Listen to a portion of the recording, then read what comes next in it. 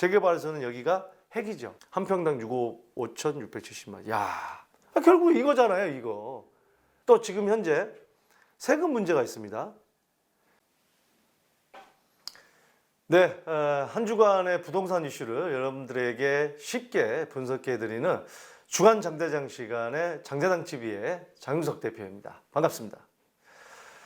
네, 이번 주에는요, 뭐 몇 가지 뉴스가 있는데, 공시지가가 이제 표준지 공시지가를 발표를 했죠. 요거는 조금 뒤에 제가 말씀을 좀 해드리도록 하겠고요. 제가 얼마 전에 어떤 방송을 갔는데 그분 같은 경우는 또 이렇게 얘기를 하더라고요. 부동산 투자, 부동산을 못 사게 해야 된다. 그리고 국가에서 임대주택을 다 싱가포르처럼 뭐 이렇게 90% 이상 이렇게 공급을 해줘야 된다. 뭐 이런 얘기를 하더라고요. 아니, 그건 당연히 그거는 뭐 이게 지금 현실적으로 말이 되는 얘기인가요? 예? 90% 아니 우리 지금 정부에서는 90% 아니라 100%라도 국가에 능정이 된다고 한다면 재정이 뒷받침된다고 한다면 공급을 해주고 싶은 마음이 어떤 정부에서는 없겠어요? 왜 못 해주는 겁니까? 예? 결국 이거잖아요, 이거. 이게 안 되기 때문에 세금을 걷어서 어떤 그 정책을 펴야 되는데 이게 안 되잖아요. 저는 정말 그 말 같지도 않은 얘기를 하면서 본인은 뭔가 그리고 부동산을 가지고 있고 투자하는 사람들이 무조건 나쁘다는 식으로 몰고 가는데 정말 저는 이제 우리나라가 더 이상 이게 무슨 색깔로 가지고 이렇게 싸움하게 만들고 이런 건 좀 안 했으면 좋겠어요. 제가 그 얘기를 했습니다. 아니 모두를 아예 부동산을 못 사게 한다면은 모르겠어요. 전 세계가 다 사지 말고 뭐 이걸 뭐 공급을 알아서 해준다거나 그건 모르겠어요. 근데 부동산을 사는 사람, 집을 사는 사람은 어떻게 됐어요? 집값이 많이 올랐잖아요. 물론 그걸 차익 실현을 안 하고 실거주만 했던 사람은 모르겠지만 차익 실현을 해서 더 큰 집으로 옮겨간 사람, 내지는 딴 데 투자한 사람, 그 다음에 집을 안 산 사람은 어떻게 됐죠? 정부가 집값을 잡는다니까 나는 믿고서 기다렸다. 어떻게 됐습니까? 정부가 부동산 전문가는 아니죠. 물론 부동산 전문가도 모두가 다 100% 맞출 수는 없어요. 여러 가지 통계나 경험이나 여러 가지 어떤 그런 심리, 부동산은 또 심리가 많은 작용을 하기 때문에 저도 이게 상담을 하다 보면 이런 분 저런 분 만나다 보면 심리들이 이렇구나, 이렇게 많은 비율을 차지하구나 해서 또 앞을 내다보고 예측도 하고 그러는데, 그래서 이 지금 집을 샀던 사람, 안 샀던 사람, 투자를 했던 사람, 안 했던 사람 극명하게 갈립니다. 저는요, 여러분들에게 뭐 투자를 부추기고 뭐 이런 의도는 전혀 없습니다.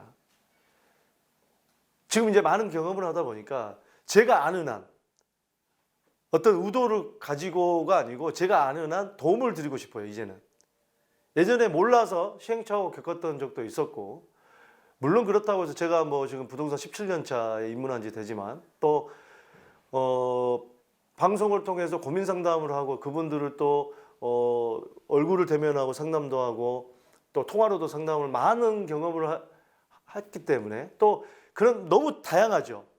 제주도 땅, 강원도 땅, 평택 땅, 제주도 집, 뭐 지방의 뭐 부산의 집, 서울, 뭐 안양, 수도권, 수원, 광교, 이 많은 상담을 하기 위해서 많은 공부를 하고 많이 알아보다 보니까 이제는 그런 게 어느 정도 통계가 잡혀서 말을 할 수가 있는 겁니다. 예. 그래서 여러분들이 정말 많은 어떤 이런 저희 영상을 많이 보시고 또 상담도 많이 해주시고요. 거기에 대해서 진심을 담아서 여러분들에게 상담을 해드리도록 하겠습니다. 첫 번째 주제는 부동산을 사지 말아야 된다, 사야 된다. 둘 중에 하나를 답하라고 한다. 무조건 사야 된다가 맞고요. 다만 타이밍이 언제냐, 그건 좀 중요하겠습니다. 또 지금 현재 세금 문제가 있습니다. 예를 들자면 장기 보유 특별공제. 장기 보유 특별공제가 뭐죠? 양도세에서 1가구 1주택이 9억 원 이하는 비과세죠. 물론 그 비과세는 세금 안 내는 거죠. 비과세 요건도 2017년 8월 2일 이전에 취득한 것은 2년 보유만 하면은 그 비과세가 됐고, 그 위에는 실거주를 했어야 됐죠. 그다음에 9억 이상에 대한 양도세를 이제 장기 보유 특별공제, 말 그대로 오래 보유한 사람에게서는 공제를 해주겠다. 1가구 1주택에 대해서. 그게 올해까지는 2년 실거주가 됐었어야 됐고, 올해까지 오래 파는 거 양도 시점입니다. 내년부터 파는 것은 장기 보유 특별공제 이 80% 중에 보유에 대한 부분은 40%, 거주에 대한 부분은 40%이기 때문에 이제 장기 보유 특별공제 나머지 40%를 받기 위해서는 실거주를 오래 해야 된다는 거죠. 자, 정부가 이런 어떤 여러 가지 세금 양도세에 대한 장기 보유 특별공제에 대한 이런 정책을 펴는 것은 결론적으로 뭡니까? 본인이 살지 않고서는 세금 혜택을 받을 수 없다는 게 정부의 방침이라는 걸 알아야 됩니다. 자, 이런 많은 부분들을 알고 우리가 임해야 되는 거지.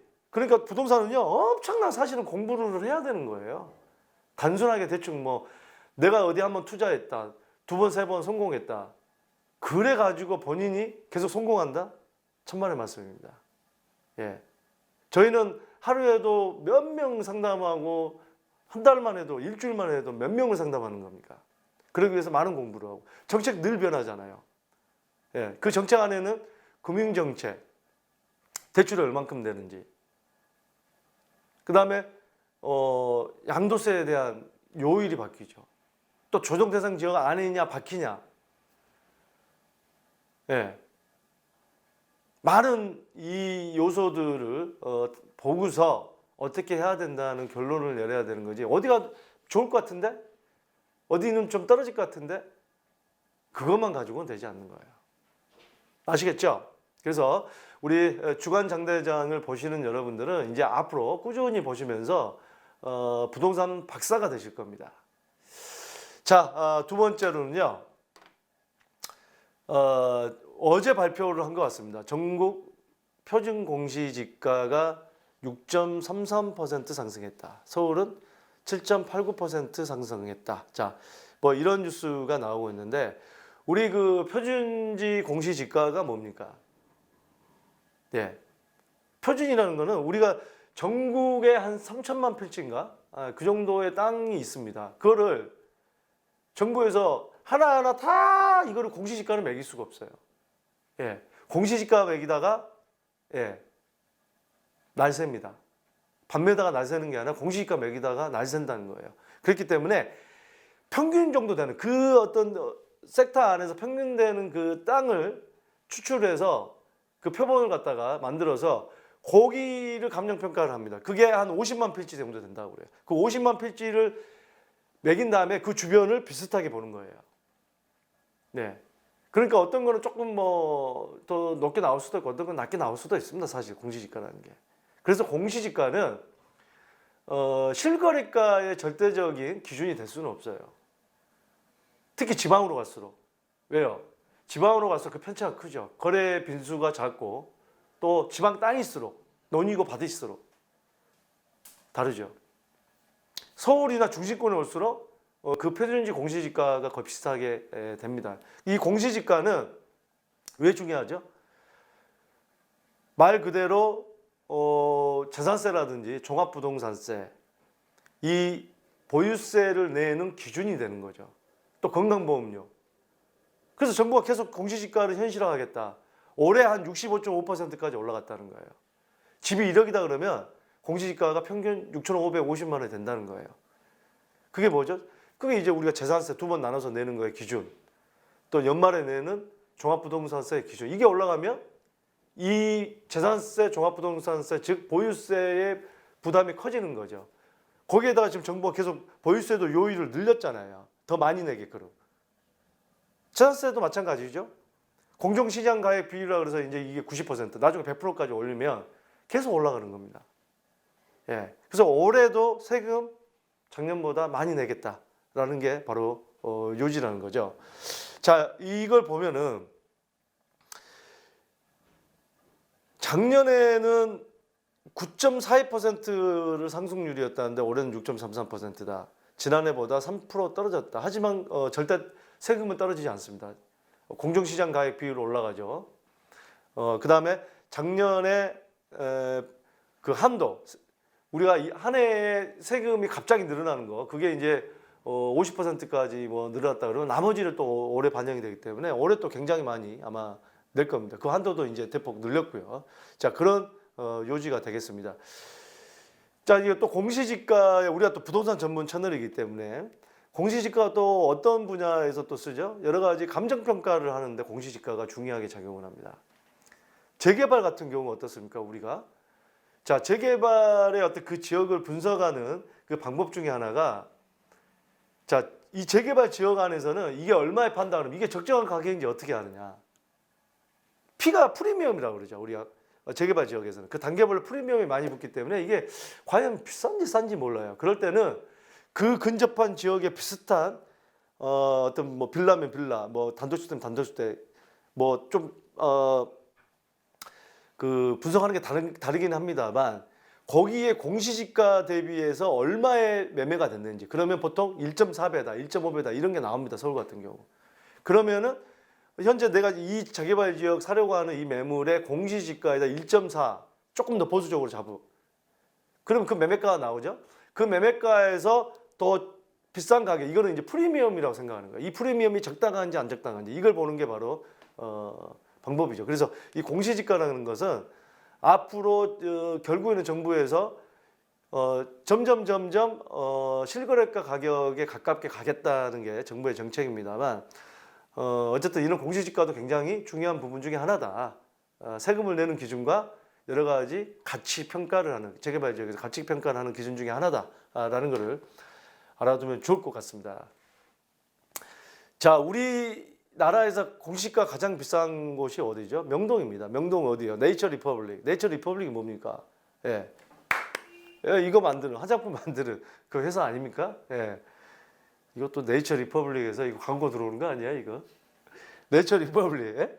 공시지가가 8.7% 올랐는데 보유세는 50% 늘었다. 아, 이게 많이 내겠네요. 전년도 세액이 150%이기 때문에 지난해 공시지가 급상승으로 해서 150%만 올랐고 미반영됐던 게 보유세가 올해 이제 그 이연되기 때문에 그 부분에 대해서 한 많이 올랐다. 50%까지 늘었다. 상당히 많이 내겠네요. 여기는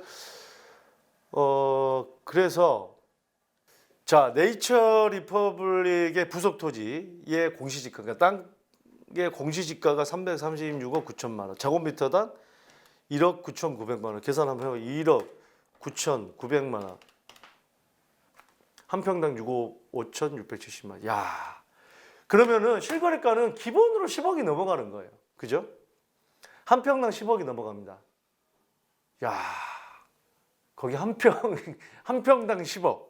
지방에 뭐 좀 웬만한 아파트가 30평대가 한 5억 정도라고 한다면 아파트 30평대 두 채입니다. 우리 그 강주라든지 부산에 5억대 아파트 있죠.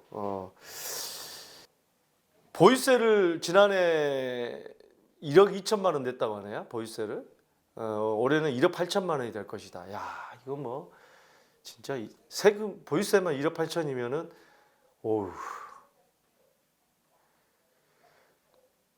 엄청나게 많이 내네요. 자, 이렇게 많이 내고 공시지가가 많이 지금 오른 구가 서울에서는 성동구 11%, 강남구 10.54, 동작구 9.2, 송파구, 서초구, 영등포가 많이 올랐습니다. 자, 성수동에는 주상복합 용지가 지난해 공시지가가 제곱미터당 5,200만 원이었다. 성수동 그다음에 현대차 그룹 있는 삼성동 여기 뭐 삼성동 글로벌 비즈니스 센터 여기 그때 낙찰가가 10조 5천억인가 그래서 뭐 평당 3억 얼마인가 낙찰 받아서 뭐 굉장히 이슈가 됐던 지역인데 여기도 지금 많이 공시지가가 내게 되겠습니다. 자, 계속해서 공시지가에 대한 얘기를 좀 하다 보면 공시지가 상승률 전국 1위가 울릉군이다. 야, 14.49% 강남구를 제쳤다. 울릉도에서 무슨 일이 있었을까요? 울릉도 동남쪽 백길 따라의 200리. 아, 나 옛날 사람 아닌데 이 노래 이렇게 자연스럽게 나오지? 울릉도에 공항을 만든다. 야, 이건 참 저는 이게 여기 이제 뭐 헬기를 뭐 건설 그 울릉 공항을 만들면 뭐 헬기를 가지고 울릉도를 간다. 헬기를 타고 간다고 한다면 관광객들은 굉장히 많이 갈 수가 있겠네요. 쉽게 갈 수가 있기 때문에 그래서 이제 많이 거기가 공항이 만들어진다고 해서 헬기뿐만이 아니라 이제 소형 항공기, 비행기, 비행기가 취항이 가능한 그 정도 폭으로 만든다고 하니까 개항 예정 시기가 2025년이 나가네요. 사실은 땅이라는 거 이렇게 보시면 돼요. 거기에 무슨 호재가 있다고 한다면 땅이라는 건 사람들이 많이 발길을 갈 수 있는 곳이면 땅값은 지방 땅 같은 경우는 땅값이 뛰어요. 예. 그 지방 땅 같은 경우 예전에 많이 올랐던 게 뭐예요? 제주도도 관광객이 많이 간다. 중국 관광객도 많이 간다 하니까 땅값이 많이 뛰죠. 호텔도 지어야 되고 또 뭐 펜션도 지어야 되고 뭐 그러다 보니까 투자자도 몰려들고 뛰는 거죠. 예. 그 예전에 뭐 새만금도 뭐 들어선다니까 뛰는 거고 다 이렇게 해서 땅이라는 것은 또 그 제주도의 그 제2공항 들어서는 성산읍 같은 경우도 뭐 토지거래 허가 구역을 묻겠습니다만 뭐 그런 쪽도 이렇게 호재가 있으면 많이 뜁니다. 그래서 울릉도도 땅값이 많이 뛰어서 공시지가가 왜 또 좁은 지역이기 때문에 많이 뛸 수 있는 거고 다음이 성동구와 강남구. 성동구는 뭐 한강변 50층 신축 아파트 됐으니 가심 있는 성수 전략 정비구역. 성수 전략 정비구역에 투자자들이 많이 좀 몰려서 꼭 땅 투자라기보다는 거기에 있는 재개발 지역의 매물들이 거래가 많이 이루어지다 보니까 땅값이 많이 반영이 됐다. 이렇게 좀 보면 좋을 것 같습니다. 강남권으로 분류되는 강북이지만 강남권으로 분류되는 성수도 또 한남도 재개발에서는 여기가 핵이죠. 그래서 이 지역들은 굉장히 지금 많이 뛰었죠. 특히 지금 한남 3구역이 한 6천 가구 정도가 이제 건설사에서 지어야 되는데 건설사의 입찰 뭐 문제 작년에 또 문제가 됐습니다만 이번에 재입찰 들어갔습니다. 또 문제가 또 발생을 했는데 그만큼 한남 뉴타운이 서울시내 또 서울시내가 뭐 전국에서 제일 비싸기 때문에 전국에서 제일 비싼 어떤 재개발 지역이다 보니까 건설사에서는 많은 이득을 취할 수도 있겠습니다만 상징성도 크기 때문에 엄청나게 피 터지게 싸우는 거예요. 네. 그것 때문에 성수동은 좀 많이 뛰었다. 강남권의 삼성동은 현대자동차 글로벌 비즈니스 센터 이게 이제 착공에 들어갔죠. 예, 그래서 이쪽이 좀 많이 올랐다. 좀 이렇게 볼 수가 있을 것 같습니다. 자, 다음 뉴스를 보면요. 자, 다음 타깃은 15억 이상의 고가 아파트다. 보유세 50% 뛸 듯. 자, 정부에서 발표한 게 고가 주택일수록 보유세의 공시지가, 그러니까 공시지가 반영률을 실거래가에 가깝게 올리겠다. 이거죠. 그러다 보니까 이제 30억 이상 뭐 이런 아파트들, 15억에서 30억, 특히 15억 넘어가는 이 아파트들 같은 경우는 반영률이 꽤 높아집니다. 그래서 정부에서 계속 15억 아파트 대출 안 해주고 15억 아파트 공시지가 반영률을 높여주고 세금을 많이 내게 해서 자꾸 고가 아파트에 대한 규제가 더 강해지는 거죠.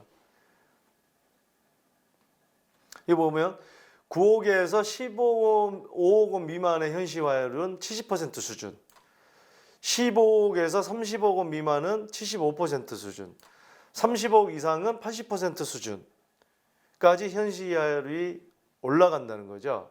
그래서 강남에 있는 고가 아파트들은 세액 부담이 올해 아마 연말에 가면은 좀 상당하지 않을까 하는 좀 생각이 듭니다.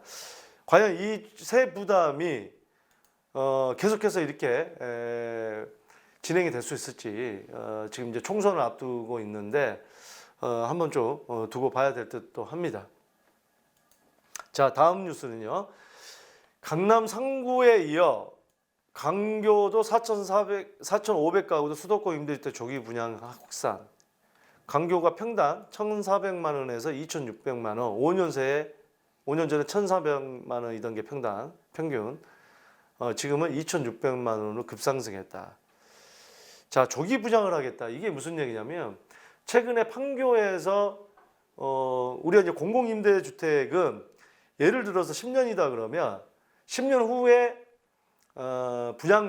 분양으로 전환. 지금은 임대지만 분양을 받을 수 있는 게 바로 세입자한테 우선권을 줍니다. 그게 이제 10년이다 보니까 그 사이에 엄청나게 집값이 많이 뛰었죠. 그러다 보니까 세입자가 분양을 받으려는 세입자랑 이 감정평가가 너무 높다고 해서 분쟁이 계속 생겼던 건데 그 분쟁을 줄이기 위해서 이거는 조기에 분양을 하겠다. 그러니까 우리가 법상으로는 10년을 다 안 채우고 절반만 채워도 분양을 하게끔 돼 있습니다. 그래서 지금 조기에 5년이 된 상황에서 분양을 하겠다. 글쎄요, 5년 이후에 분양하는 거는 물론 물가 상승률이나 부동산이 그래도 뭐 우상향한다고 볼 때는 지금 하는 게 나을 수도 있겠지만 판교 같은 경우는 최근 5년, 6년 동안에 엄청나게 급상승했던 경우이고 앞으로는 사실 그렇게까지는 하지는 않을 텐데 과연 지금 하는 게 적절할지 5년 뒤에 적절할지 그거는 한번 또 다른 문제일 수도 있습니다.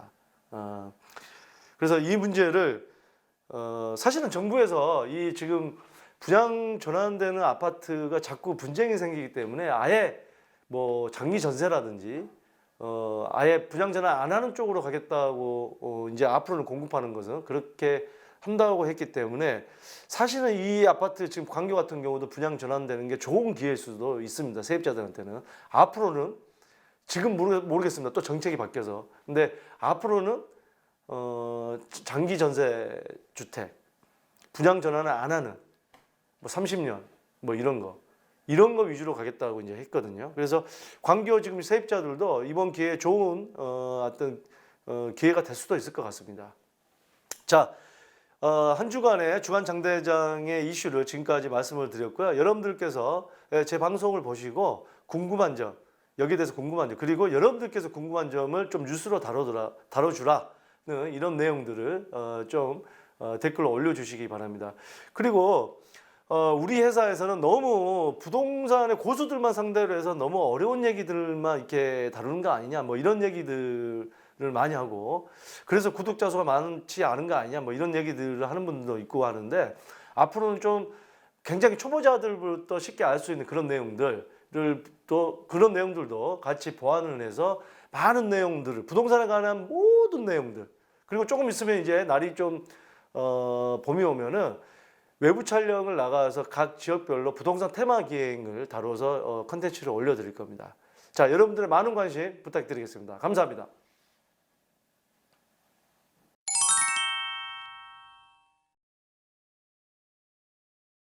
저희가 이제 직원도 또 이렇게 모집을 합니다.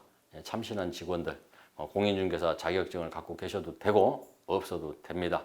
오시면 교육을 통해서 많은 것을 또 가르쳐 드리고 실전에서 또 돈을 또 많이 벌 수 있도록 지원을 아끼지 않고 있습니다. 그러니까 많은 분들 여기 나오는 전화번호 여기다 신청하시면 되고요.